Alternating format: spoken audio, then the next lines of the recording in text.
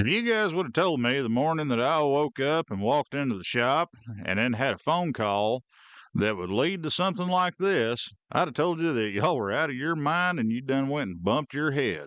But here we are. Let me lay out the whole story for you guys. That way you can see it from start to finish. And it's kind of interesting. So hang in there with me for a minute. Hey y'all, everybody's favorite bumpkin here. We're kind of changing things up just a little bit to make things a little easier on me and the wife unit since she has jumped in eyes wide shut and feet first on this whole endeavor. She's the one that's going to be taking over all of the nerdy, cool, video-esque type stuff that I struggle with. And try as I might, I have not been able to get dialed in on this to the point to where I am consistent with it. So basically, she took pity on me and said, "Move, plebe. Let the expert in." Thank you, baby, for saving my butt. Okay. Now, moving on from that. Like I said, we shook the schedule up a little bit. So for the time being right now, Ramblin' Park is going to be moved over to Thursday night, and we are doing Tool Talk here at the Temple here on Mondays. And from this point moving forward, we're shooting for having both of those video segments come out at about 8 o'clock in the evening. That way it makes it a little easier for you guys out there on the left coast, to, deal with the whole time zone thing and all that. And also, with the way life in general is right now, it gives us a chance to get home from work and get stuff set up to where we can come and hang out in the comments with you guys. So what we're doing today is I had a very interesting encounter at work at the ride factory the other day. And I had something come into the shop that most people don't even know about. I certainly didn't. I had to Google it and look it up whenever the guy first called me up and asked me, "Hey, can you fix my bike?" Sure thing, no problem. Let me see what I'm getting into first, though. What this gentleman brought me was not your typical run-of-the-mill motorcycle that we're used to seeing. And most of us don't see stuff like this. What he brought me was a 2022 model Injernica, however you say it. We're going to go with Injernica. But it was a 2022 model Injernica Ego. And for those of y'all that don't know, this is a very high-end, very well-built electric sport bike. It has some very nice quality components on it. The machining on it and the fit and finish on this motorcycle was outstanding. I mean, easily on par with anything that you see from the Big Four. Where I come into the mix is he had a problem with a shake in the rear end of this bike anytime he was doing more than 50, 60 mile an hour. And also he noticed a pulsation in his rear brake pedal. What ended up happening before I got it, he took it back to Injernica and they replaced the rear brake rotor under warranty. Didn't fix his problem. And unfortunately, Injernica went bankrupt and closed up shop literally just a few weeks ago, officially, back in mid-October. If you look them up on Wikipedia, it kind of gives a rundown of their company. And unfortunately, they were a victim of the Big C, the nasty little bug that created the dumpster fire of 2020. I don't want to say that right now because, reasons. But anyway, you guys know what I'm talking about, all right? When he ordered this particular motorcycle, it was in a state of limbo, more or less, to where it sat in a shipping container for almost 2 years before he was able to take possession of this motorcycle that he had purchased. When he got the bike, that was right when Injernica had already declared bankruptcy and had gone into insolvency. And unfortunately, my customer was left pretty much twisting in the wind. Now, like I said, this motorcycle has several high-end components on there. We're talking Brembo brakes. We're talking Olin suspension. We're talking BST carbon fiber wheels, front and rear. Because keep in mind, guys, this is an electric motorcycle, so we're trying to maximize performance and maximize efficiency. Needless to say, he was in kind of a pickle. Whenever I got a hold of it, that's when I had to start digging a little deeper and see what was actually causing the root problem here. Now, I want to put this out here right now, okay? The gentleman that I spoke with at Blackstone Technologies, aka BST Wheels, excellent individual to talk to. Very knowledgeable, very thorough, very accommodating, and he absolutely went the extra mile for his customer, even though it technically wasn't his problem to deal with. And I'll explain why further on in the video, okay? Okay, we got a dial indicator rigged up on the very outmost perimeter of the face of this rotor, and I've rolled it around and I've found a low spot, if you will. It's furthest away from the indicator right now, and I've got it zeroed to that. So let's rotate this wheel roughly 180 degrees and see what we get. About 45, 46 thou worth of run out on that. That's pretty, that's bigly, like big. So give me just a second and we'll shoot a video with the indicator piloting off the interior run of the rotor here. And I'm going to try to get here on the rotor spokes near where the rotor hub bolts are. That way we can determine whether or not it's a problem with the rotor itself or if it's a problem with an artifact on the hub face being transmitted through the rotor. Okay, so like I said previously, my customer brought this bike in to me with the complaint that it had a shake in the back of the bike anytime he was going above 50 miles an hour or so, something like that. And also it had a really bad shake whenever he would hit just the rear brakes. Now, initially, he was concerned that he had a problem with the anti-lock brake system that may have been not releasing all the way or may have been coming in kind of neurotic and inadvertently triggering. And this bike had already been back to an Adjernica rep out on the West Coast, I believe he said in San Diego, one time, and they replaced the rear brake rotor under warranty. Unfortunately, they didn't dig deep enough, and we're going to get into that here in these video clips that I'm going to link in here with the rest of this video. Now, I want to apologize to you guys first and foremost. I'm a dummy. I don't shoot cell phone video worth of crap, and much to my wife's chagrin, I never can remember to turn my phone sideways to shoot it as a landscape whenever I'm taking video. So we're going to have to deal with the tall and skinny format. So just pretend there's unicorns prancing in a field on either side or whatever works for you, okay? Okay, here's the same setup, but we're on the inner run of the rotor down low, and we're zeroed on our low spot as well. And that gives us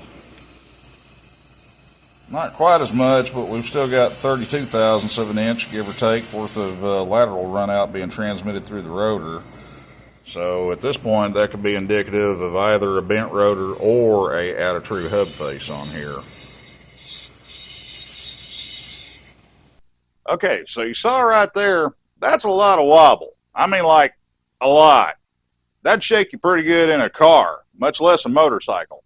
Now, part of the issue that compounds this problem is the rotor is a solid one-piece rotor. It doesn't have any kind of floater buttons or anything like that to allow for thermal expansion, lateral warpage, anything like that.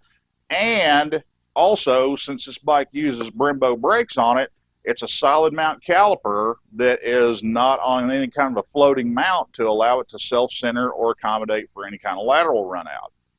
When this stuff's designed, they're looking at ultimate braking performance rather than trying to absorb, minor surface imperfections and things like that that would be detrimental to a ride comfort standpoint as opposed to a ultimate braking performance standpoint. However, whenever you're talking run out and the amounts that we just saw in that video clip, everything's out the window. It's crap. It's all crap. But here's where we dug a little bit deeper on this to try to determine what was actually causing this. Okay, we got this thing jigged up here with the rotor pulled off. Just for continuity's sake, we've got the axle back in. The axle's torqued down to approximately 75 foot-pounds at this point. Sprocket carrier, sprocket, spacers, all that stuff's all in it. The only variable here is we've got the rotor pulled off, and I went ahead and zeroed our indicator out here. So here on what I'm going to call pad 1, where the rotor mounts down, you can see we're on 0 mark, and forgive me, I've got to move my phone and do two different things at the same time, so this is going to be a little shaky. So let's roll it around here to pad 2, and we're showing 14 thou worth of high spot. Let's roll around to pad 3. and that shows approximately 28 thousandths inch of high spot. Pad 4, we are back down to 14 thou worth of high spot. And lastly, pad 5, it comes out to practically 0 because pad 1 and pad 5 are within 1,000ths of an inch of one another. So the problem with the lateral run out in the brake rotor, it's originating here on this hub adapter with the height of the brake rotor mounting pads on the face of the hub bore. You've got 3 of them that have varying degrees of height run out that's being transmitted into the rotor whenever it's being torqued down onto the hub. So we've moved our dial indicator to register from the outermost portion of the rotor to the innermost portion of the rotor, where we have a consistent, continuous flat surface that we can gauge off of. Now the run out's going down, but it's still there. So what that tells me is the problem originates in the center line of where this rotor is turning, i.e., it's around the axle, because that's the focal point. Everything registers off of that, and if you've got any kind of warpage or any surface irregularity down low, the further away you get from that, it's just going to be amplified that much more. So at this point, I didn't even really think that it was relevant to try to get any further down on the rotor.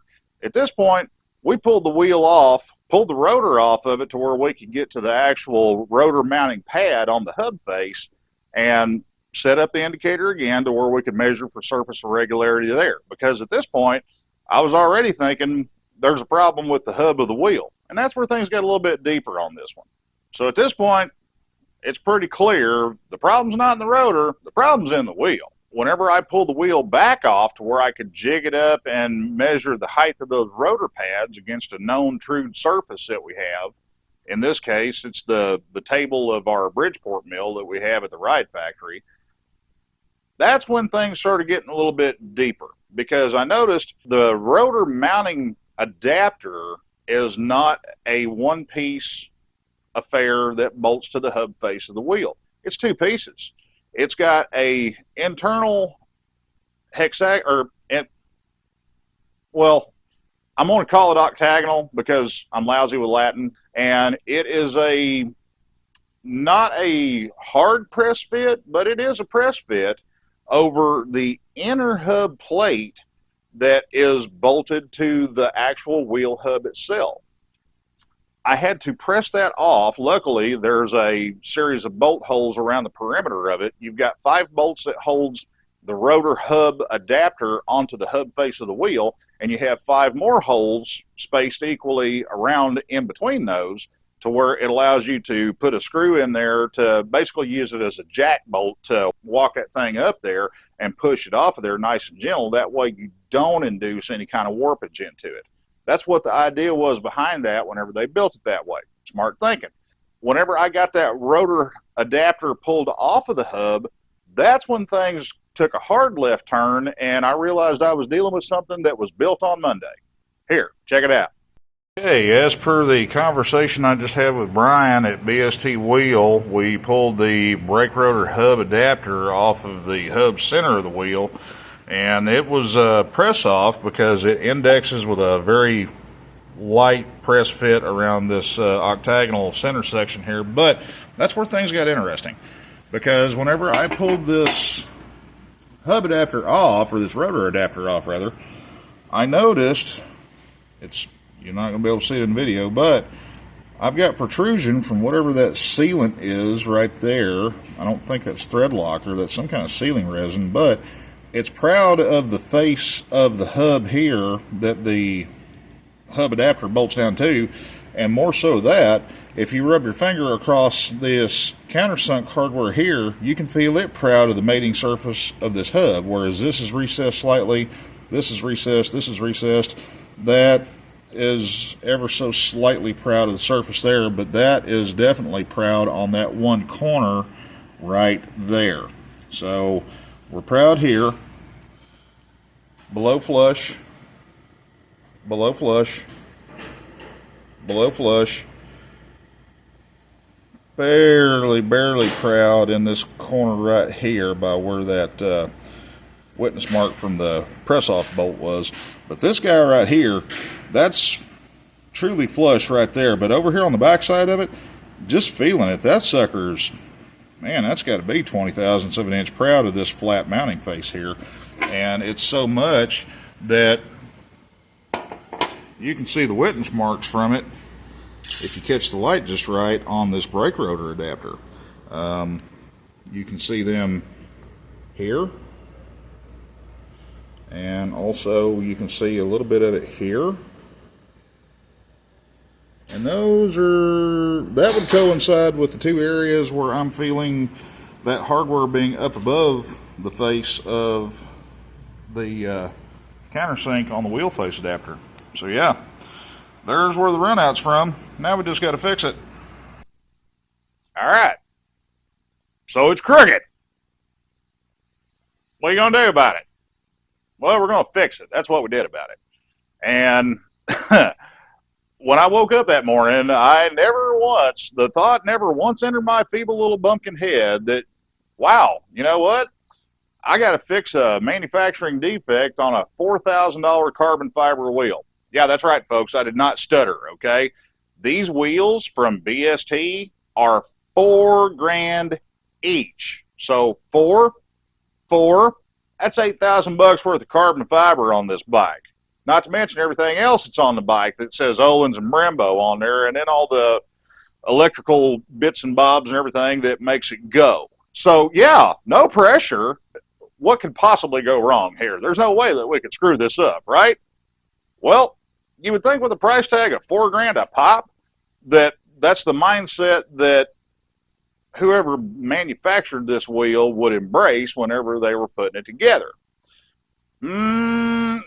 Sorry, not so much. They kind of missed the mark on this one, because those two screws that I showed in that last video clip that were slightly proud of that hub face surface, especially the one that was really tall, if you go back and you look in the video, you'll see the head of the bolt, and then you'll see the countersink pocket that bolt goes into. If you look close, you can see where that bolt is shifted slightly off center in that countersink pocket. Now that's what was making it proud. But what was worse is the insert that goes into the hub of the wheel itself that's molded in there during the fabrication process. I'm sorry, I don't know the correct term for it, but when the carbon fiber itself is actually laid and the resin is cured, there are threaded inserts that are placed in that hub area of the wheel. That's what the resin and the carbon bonds to and locks onto to give it structure and to give it something to center off of. The thread insert for that one screw in particular, it was not truly at a true vertical standpoint. What it was, that insert was in there crooked by not much, 3 degrees, maybe 4 tops, but basically it was like this. Here's the hub surface of the wheel, nice and flat, and you're trying to get something at a 90-degree angle to it. Well, it wasn't at a 90-degree angle. It was laid over to the side just a little bit. And that's what was making that screw sit a little bit proud and also be a little off-center in its counterbore. Like I said, folks, if it's built by man, it can fail. And this one failed hard. Check out the rest of it, how we fixed it. Okay, so what we did on this, just to get the hub face cleaned up, is we scraped the hub face, here just on the flat surfaces with a razor blade. We did lift a little bit of thread locker that had crept underneath there from capillary action. Nothing real bad though. Now, this bolt hole right here, this was our problem child. This was the one that was extremely proud. I didn't gauge this, but just feeling it, the corner of this bolt was probably 15 to 18 thousandths of an inch proud of the horizontal surface here.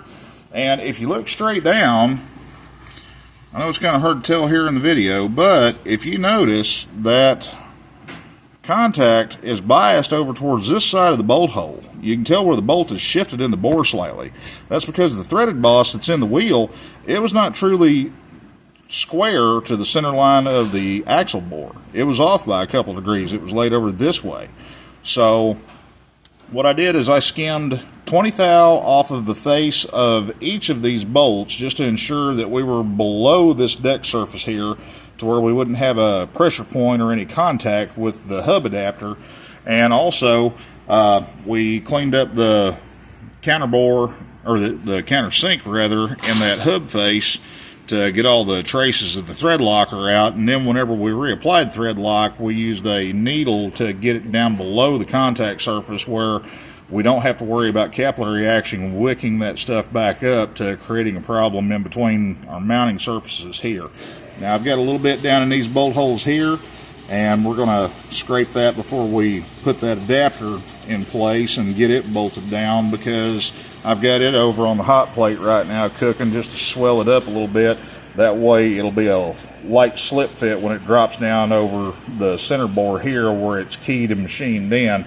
That way we're not having to pull it down and potentially pull a warp into it by pulling it down with the mounting bolts.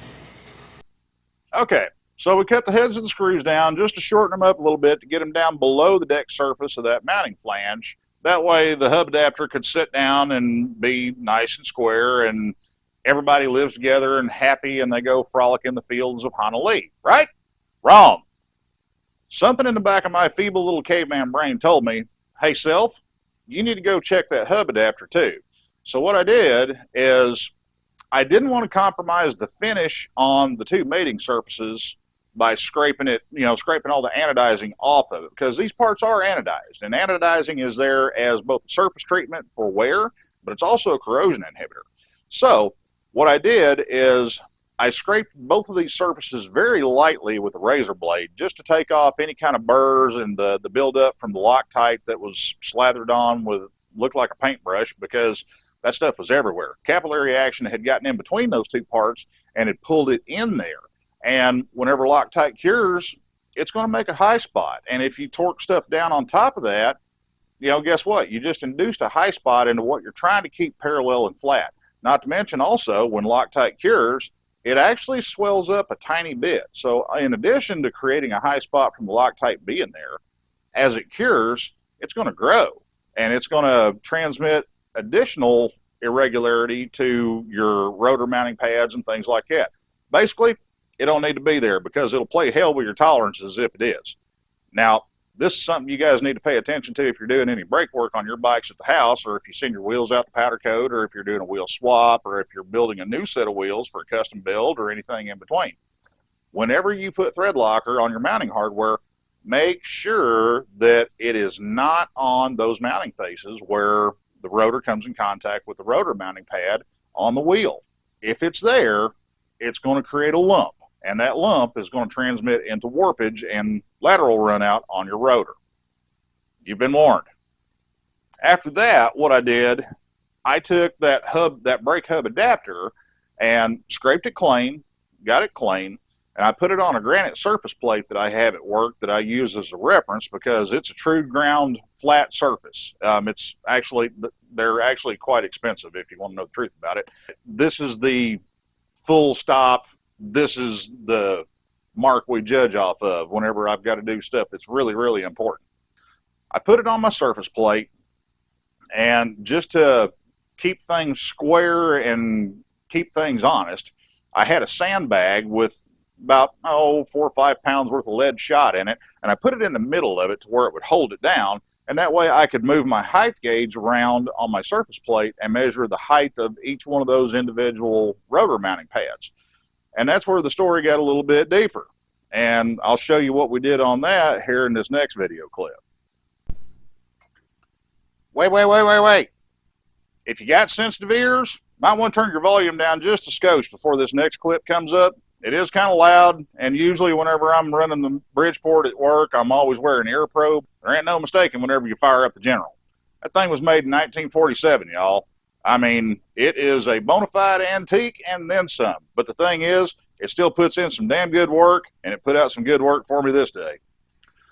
So what you'll see here is I took a T-nut, and then I just stacked up a couple of spacers that I chucked in the lathe, and I faced them to where I could check to make sure that they were parallel. And then after I did that, just to play devil's advocate to make sure everything was straight and square, I put them back on my surface plate and I measured them every 90 degrees to make sure they wouldn't turned off center, because I needed something where I could stack up along with a centering cone to where I could put the wheel spacers, because the wheel spacers on this wheel, they press into the wheel bearing. They're a captive spacer.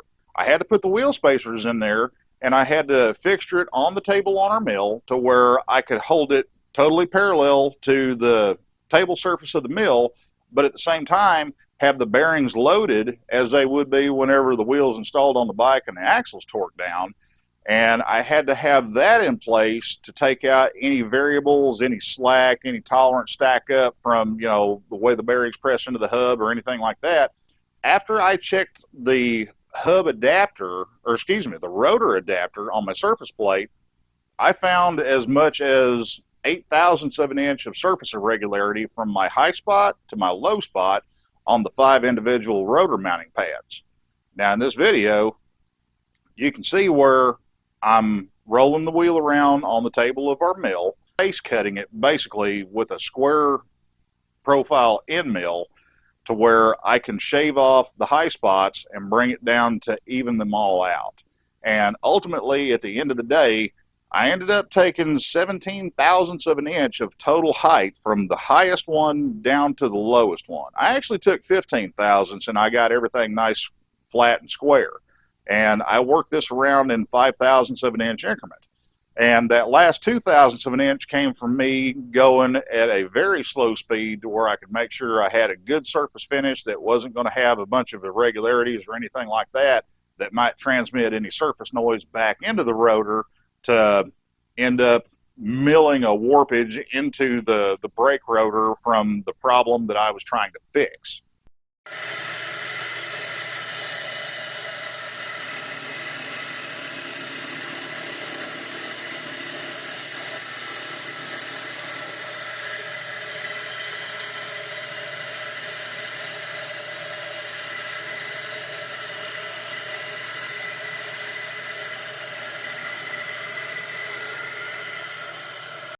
And there we go, kids. After all the racket and the chips flying, we got one flat wheel. Jigging it up on the table of the mill like this and face cutting that with an end mill, that keeps everything square to the center line bore of the wheel bearings. So all this stuff here, that's going to be flat. It's going to be parallel. And more importantly, it's going to be perpendicular to the axle bore in the wheel. So that's the main thing. Now, after we reassembled everything, we put everything back together on the bike, torqued everything down to spec, all that. I wanted to do one more final test just to make sure that we had this thing killed off. Break out the dial indicator again, and I'll be honest with you guys. What you see me using in these video clips, as far as my tooling, my dial indicator, my indicator stand, things like that, not going to lie to you, guess what? They came from Hazard Fraught. You know where I'm talking about, okay? So that means you don't have to spend a buttload of money on something like this to be able to do precision measuring for any practical application that you're going to do in your home shop. You just got to apply a little bit of gray matter to it, okay? Now, in the video, you'll notice I've got the indicator base stuck down to my lift there at the shop. It's magnetic base. It's a steel lift. It holds it in place fine. If you don't have a lift to put the bike up on at the house, don't worry about it. Grab whatever's handy. Ammo can, toolbox, stack up something that's, just something that's metal that your indicator base will stick to, and something that's got a little bit of weight to it to where once it's attached magnetically, it's not going to move around, from wind blowing on it or anything like that. It ain't got to be pretty. It's just got to work. All right, well, after it's all back together, keep in mind that I've got the chain on this now, and the drive unit on this thing puts a pretty significant amount of drag on the drive chain whenever the bike's off, so it's going to shake a little bit because of that. But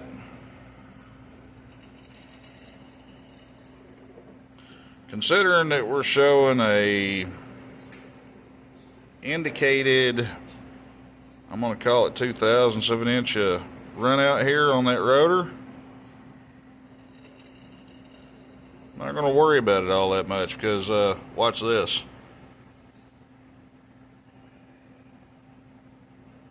That's me putting maybe 5 pounds worth of force against that rotor with the tip of my finger. So yeah, tooth thou, I'll take that all day long. And then there's that. That's the QC video, if you will. Now the thing is, I faced those rotor mounting pads on that rotor adapter in situ. So what I did after that, and I forgot to show this on the video, but I did explain this to Brian at Blackstone. What I did is I took a center punch and I made a small index mark at 3 o'clock and then at 9 o'clock on both the hub adapter and the exposed portion of the inner hub of the wheel face itself. That way you've got reference for clocking that stuff back together if anybody ever goes in there behind me and has to take it apart. But doing it this way, everything is squared to the center line of the axle bore in the hub, which your bearings pilot off of. If your bearings are moving around to where it's putting warp into the brake rotor, guess what? You need to start shopping for some wheel bearings because they ain't supposed to move. That's why we torqued all this stuff to spec before we measured everything. That way we could simulate the running conditions that this stuff would be operating under whenever it's on the bike and going down the road. Speaking of going down the road, this is not the first time that I've ever ridden an electric motorcycle, but wow, this was definitely an eye-opener for me. The Ego model, Ego, well, we're not going to call it the waffle bike, so we'll call it the Ego model because it's earned it. This thing will bring the hate, y'all. I mean, it is brutally fast. I mean, mind-numbingly fast. Perfectly honest with you, no bullshit here. This was easily the hardest accelerating motorcycle that I have ever planted my ass in a seat on in my life. I was quite shocked. Am I going to sell off all of my bikes and go out and buy stuff made by Power Wheels? No, that ain't going to happen. But I'm damn sure going to give credit where credit is due because Adjernica knocked that one out of the park. And it's sad to see that, unfortunately, they had to submit to the bean counters and they had to pull the plug on their program because they built one hell of a damn fast motorcycle. It rides good. It stops good. Oh, my God, it accelerates good. I'm not going to name off any numbers here for liability reasons, but let's just say I was deeply into the holy shit, this is awesome zone. And then it jerked the front wheel up off the ground about a foot whenever I gave it a little throttle wick. But anyway, that's a hypothetical. Yeah, it hypothetically happened. It could happen. Not saying it did. It could. I wanted to walk you guys through this start to finish because this was definitely an odd one for us, but it's not something that I haven't encountered before. There's a lot of times whenever I get wheels back from being powder coated or a customer will bring in wheels that they've bought from eBay, Amazon, Swap Meet, you know, Joe Bob's Bike Strippers, it's somewhere out in the cornfield of BFE, Kentucky, wherever they come from. I end up having to do a similar fix on the hub faces on wheels to get rotors to lay flat because of either chrome buildup, powder coat buildup, paint, surface damage, you know, various different reasons. At the end of the day, the rotor's got to be able to run straight, true, and parallel with no lateral movement to it at all, or else it's going to transmit that to the rest of the bike. And in this case, it did it pretty severely. I got to put out some big props to Brian at Blackstone Technologies. Gentleman was half the world away. He was actually in England at the time whenever I called him up. So when you figure in the time zone difference there, I probably accidentally called him at about 10 o'clock at night.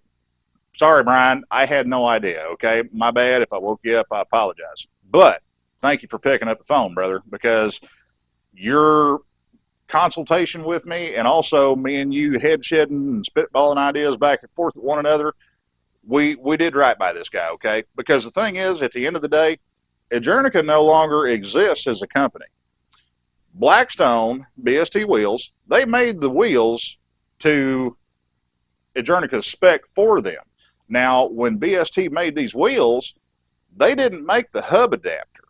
They made the wheel, and it's on them for that one bolt hole being a little crooked, but we resolved that. That was a pretty easy fix. But the hub adapter, that is something that Adjernica put in there because they're the ones that spec'd out, okay, we're going to use this wheel, we're going to use these brakes, we're going to put it on this swing arm that we build in-house, and we're going to put it together in a motorcycle. Where the system failed was this motorcycle should never have gone out the door from factory QC having such a glaring issue going on. Whenever the wheel was assembled in-house, it should have been caught then. Didn't happen. Whenever the bike was, signed off on to say, okay, yes, this motorcycle is ready for sale, it should have been caught then. Didn't happen.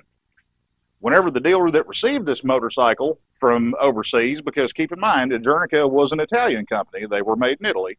Whenever the dealer received this motorcycle to deliver it to my customer, they should have caught it then on their pre-ride inspection. Didn't happen. They should have caught it on their pre-delivery inspection. Guess what? Didn't happen.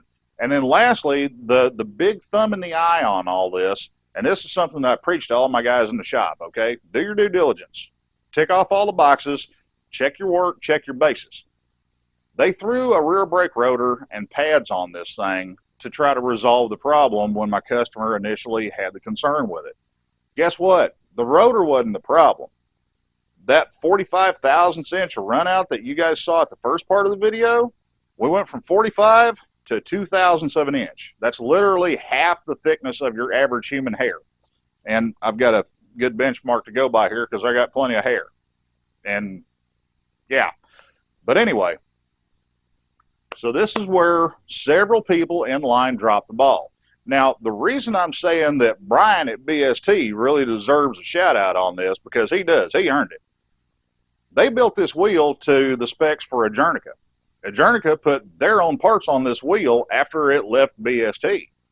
And then the long drawn out, almost Greek tragedy chain of events that occurred after that. So Brian could have told me, hey dude, not my problem. We didn't put the thing together, we just made the wheel. You go kick rocks. He didn't do that. He did what was right, he took care of his customer, even though he didn't have to.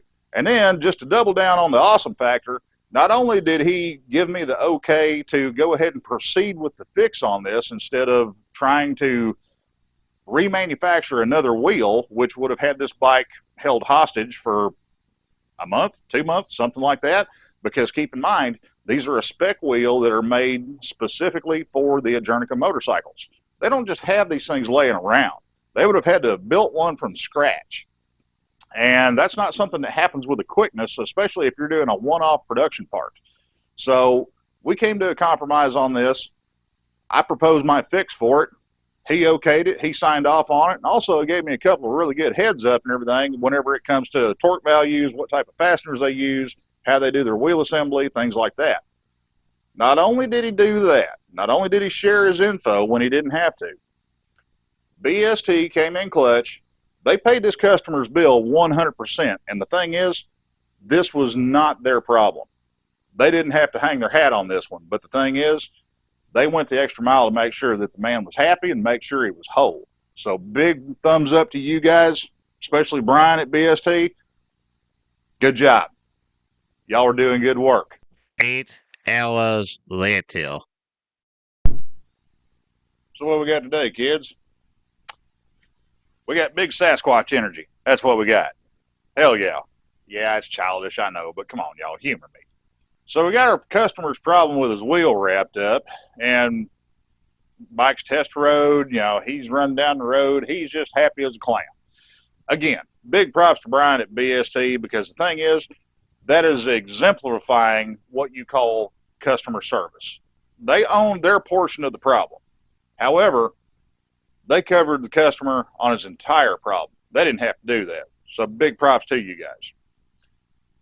And I have a small admission I have to make here. A lot of you guys may know I've recently been summarily fired from my job as a technical video editor and electronics person here at the Jedi Temple.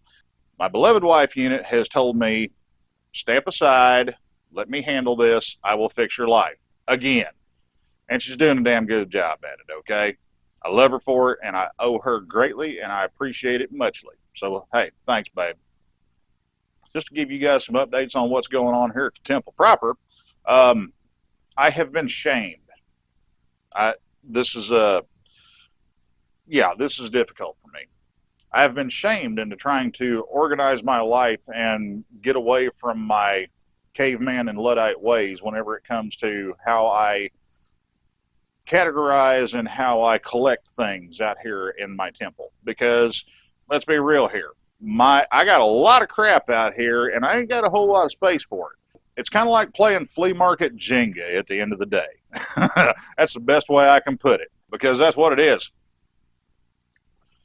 So I told you guys the other day, I was bringing in some new machinery here into the garage, and that little guy over there, we're going to talk about him later on. I got a couple of updates I'm doing on it and everything, just to make it a little more workable for me and also make it a little more user-friendly for how I want to use her.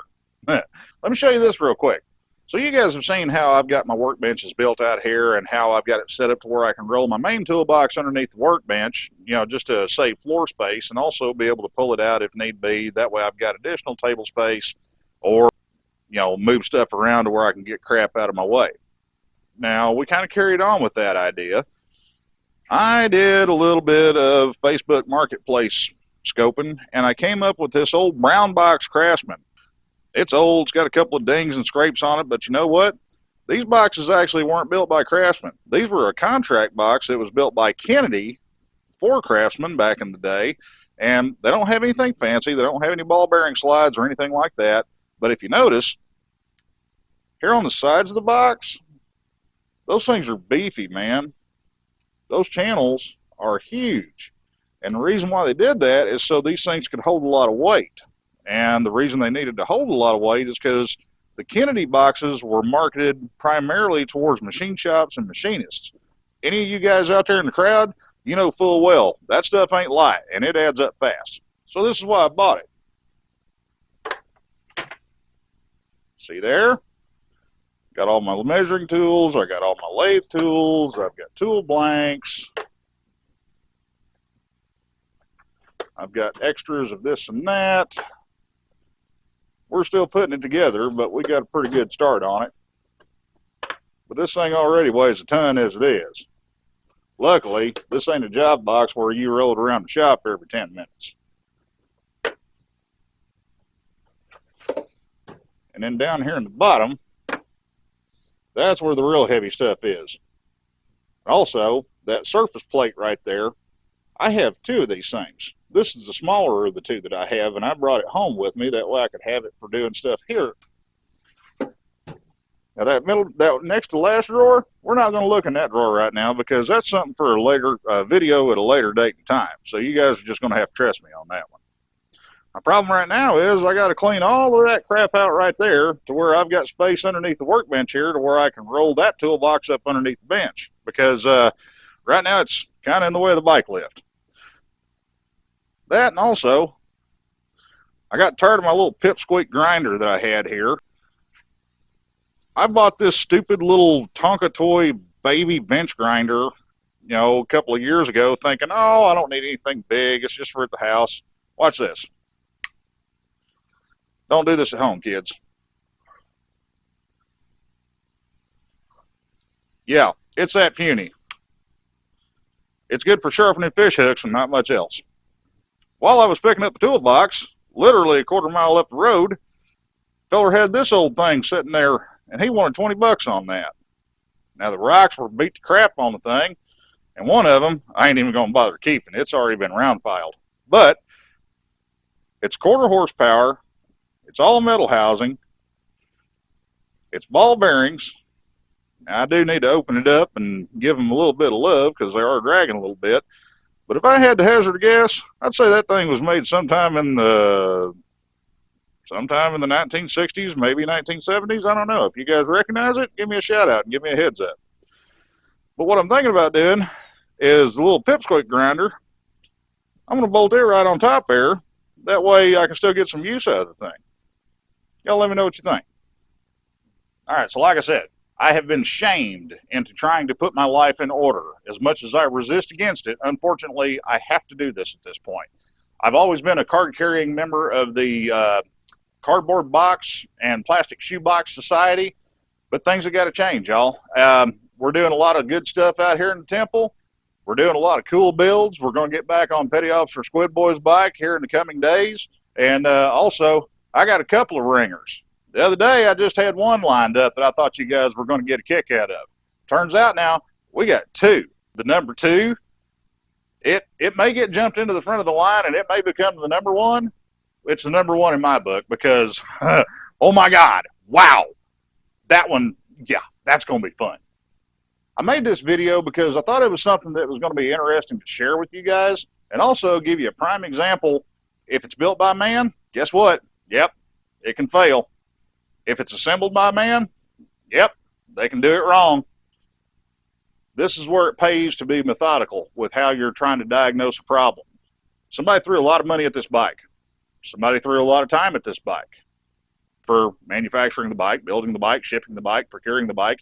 Because keep in mind, this particular motorcycle, it was stuck in limbo for almost 2 years in a shipping container when the big C hit and it couldn't get imported into the Port of Los Angeles.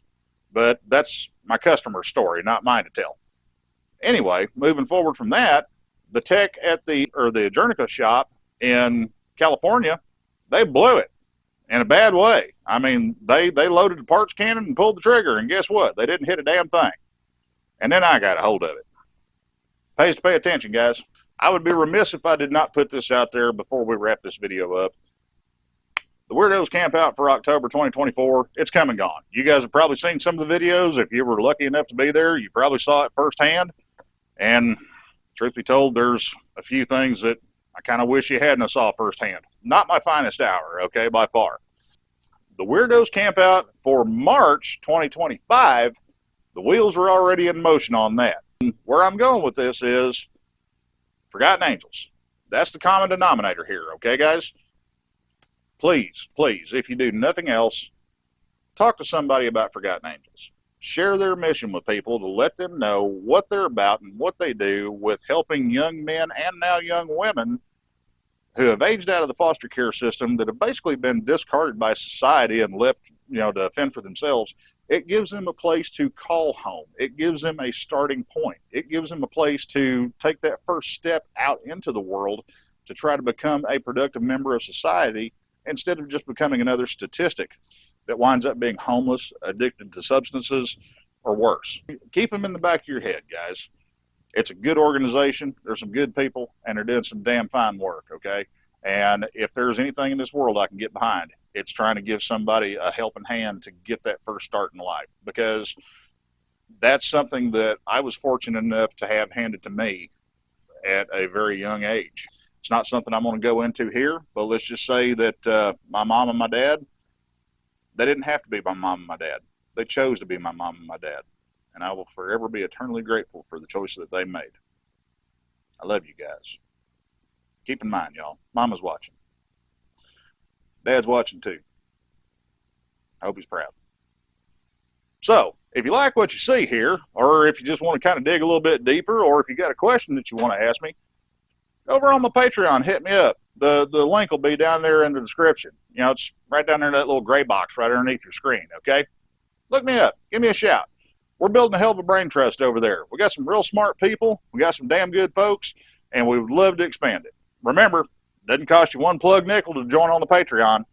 There are free memberships. There's also paid memberships for people that are wanting to contribute, that believe in the mission and are trying to help push forward with the cause. And each and every single one of you guys, thank you from the bottom of my heart. It is greatly appreciated.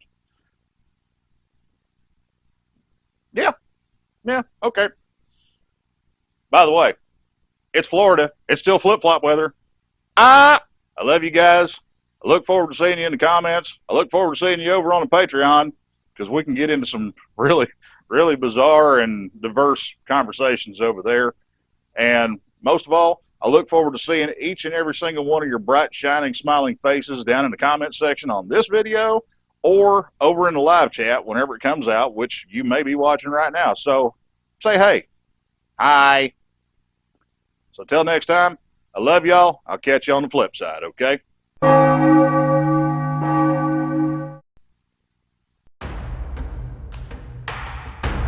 Force will be with you, always.